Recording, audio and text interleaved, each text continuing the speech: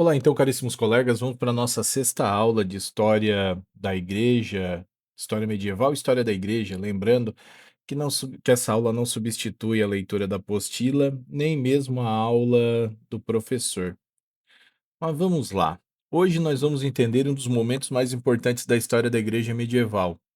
O tempo em que o papado ganhou muita força, entrou em choque com reis e imperadores e também viu nascer novas ordens religiosas que renovaram a vida cristã. Sim, foi uma época em que a igreja rezava, governava e discutia e às vezes brigava com o poder político e brigava feio. No primeiro material mostra que no início do século XI o papado passava por uma fase difícil. Havia muita interferência de nobres e imperadores na escolha dos papas. Além disso, existiam abusos graves dentro da igreja, como a simonia, que era a compra e venda de cargos eclesiásticos, e o nicolaísmo, ligado à vida moral irregular de membros do clero. Um grande problema de fundo era a investidura leiga, ou seja, quando reis e imperadores escolhiam os bispos e controlavam os cargos da igreja. Como a gente falou até na semana passada, também o material abordou uma parte disso. Depois começam as reformas, com o Papa Leão IX e Nicolau II e Alexandre II, que prepararam o caminho. Nicolau II, por exemplo, tomou uma decisão muito importante. Buscou reduzir a interferência política na eleição dos papas, fortalecendo o papel dos cardeais nesse processo. Isso ajudou a igreja a recuperar a autonomia. Mas o grande nome dessa fase foi Gregório VII. Ele acreditava que a igreja precisava ser livre, santa e independente. Seu programa tinha dois focos principais: combater a simonia e o nicolaísmo e enfrentar a investidura leiga. Em outras palavras, Gregório VII queria limpar a vida interna da igreja e impedir que os governantes civis mandassem nas escolhas dos líderes religiosos.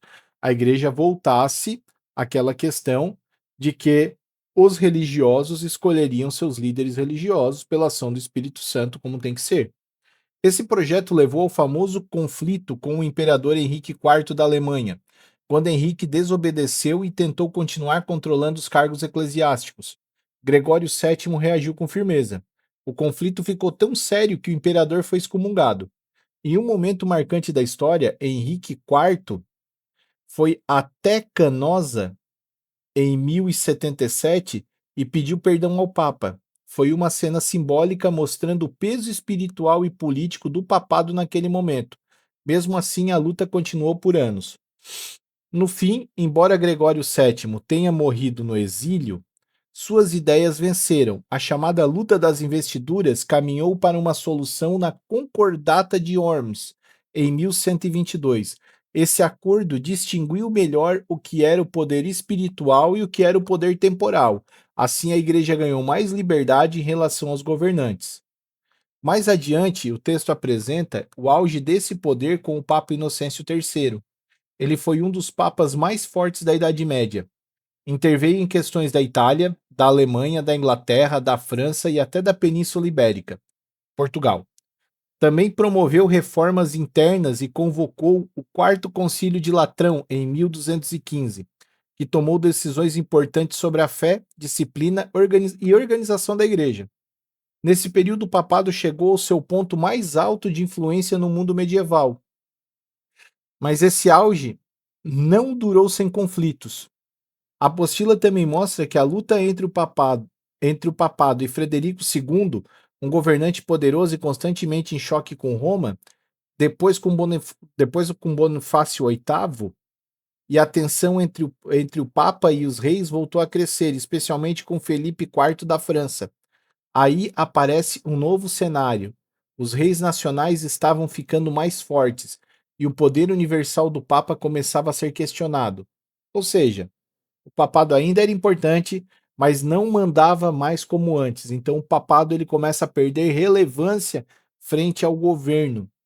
Por fim, o texto destaca um ponto muito bonito e importante, que foi o surgimento das ordens mendicantes. Entre elas estão os franciscanos, os dominicanos, os carmelitas e os agostinianos. Essas ordens vieram em pobreza, pregando no meio do povo, fora dos grandes mosteiros tradicionais. Elas ajudaram a combater heresias, renovar a evangelização, aproximar a vida religiosa das cidades e mostrar uma igreja mais presente no cotidiano das pessoas. Os franciscanos, inspirados por São Francisco de Assis, destacaram-se pela pobreza, simplicidade e pregação. Os dominicanos, fundados por São Domingos, ficaram muito ligados aos estudos, à pregação e à defesa da fé. Já os carmelitas e agostinianos também contribuíram para a renovação espiritual e pastoral. Foi como se a igreja, além de disputar um poder com reis, percebesse que precisava também voltar a falar diretamente ao coração do povo. Uma ótima lembrança de que nem tudo na Idade Média foi guerra de coroa e batina. Às vezes era sandália, sermão, pão repartido, pobreza, caridade, miséria e obediência. Em resumo geral, a apostila mostra que a igreja medieval passou por uma grande transformação. Primeiro lutou para se libertar da interferência dos governantes, depois alcançou o auge do seu poder com Inocêncio III e em seguida enfrentou novas crises com imperadores e reis, e ao mesmo tempo renovou sua missão com as ordens medicantes. Foi uma época de reforma, conflito, expansão e profunda mudança histórica.